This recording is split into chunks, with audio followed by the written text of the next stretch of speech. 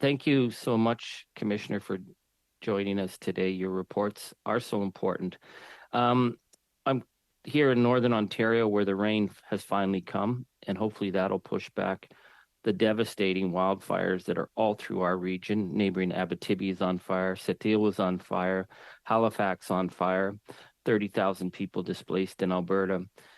And you write in your report about your efforts that you've raised again and again to get the Liberal government to get serious on emissions reductions.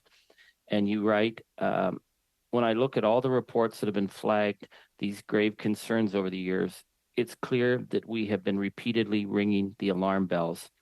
Now these bells are deafening. Are the alarm bells that you're referring to the climate catastrophe that is upon us now? So there are several alarm bells. In this report, we speak to the twin crises of climate change and biodiversity loss. The dialogue focused mostly on climate change the last several years, but thankfully now there is more attention to the related loss of biodiversity. And yes, the alarm bells have been rung repeatedly by our office and by others, and it is disappointing to see that emissions today in 2023 in Canada are higher than when Canada announced to the world in 1992 that it was signing on to first stabilize and then reduce greenhouse gas emissions. And the emissions are higher since Prime Minister Trudeau went to COP26 and told Canada, the world, that Canada would deal with emissions, that we'd put a cap in place, that we had a plan. And yet you write, we cannot continue to go from failure to failure. We need action and results, not just more targets and plans. Parliament must intensify efforts in the fight against climate change to make up for the decades of missed opportunities and missteps. I want you to explain that, because when I talk, it seems to me that my fellow politicians sometimes think climate change is, oh, well, this is a bad year, then things will stabilize.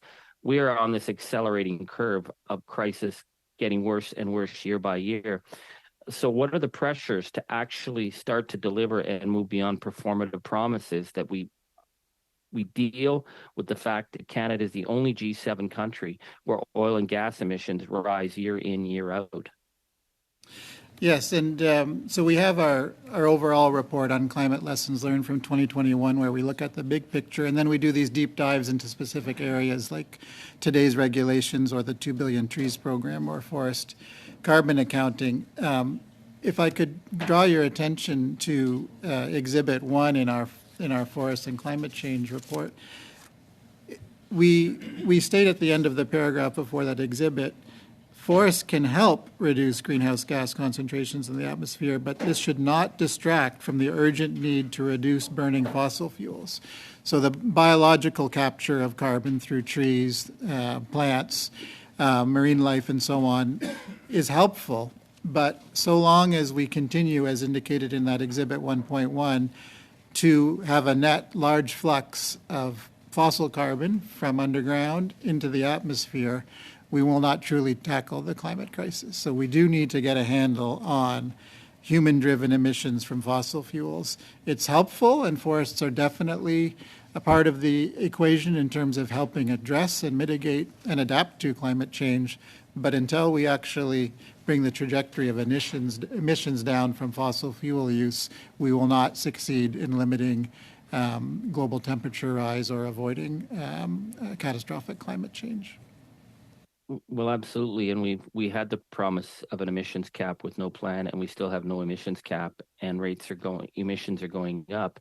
And I notice on the issue that you've raised on the failure to monitor, the failure to track, how is it possible for the government to make promises on reductions if it's not actually tracking and it doesn't have in place the procedures and the data to understand what is happening with emissions in the oil and gas sector?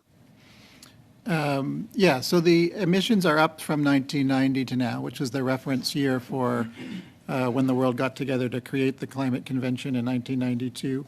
There has been a slight decrease in emissions from the 2005 reference level to now, and I'm hopeful that we can see that continue, and that at some point in the next while, we would actually see at least us getting back to the starting point of 1990 and then eventually get into reductions. But Canada's in the unenviable position that 30 years after starting this journey towards reducing greenhouse gas emissions and avoiding catastrophic climate change, that we're actually behind the original starting line. We haven't even just made slow progress from the starting line. We've taken step backs. We are the only G7 country that has a net emissions increase since 1990 to now. And that's a failure. Okay, 10 seconds left, Charlie. Thank you. I noticed that you said that of the 399 progress reports that were supposed to be produced by Environment and Climate Change Canada, they had only produced one. Is that complacency? Is that lack of staff? What is that? To one of the other reports, which I do happen to have with me on species at risk, yeah, there are a number of problems with respect to Environment and Climate Change Canada's capacity to keep up with the growing number of species at risk in Canada. I'd be pleased to return to this committee and speak about our suite of biodiversity-related reports, which are of equal importance to the ones we're talking about today. Okay, we're going to have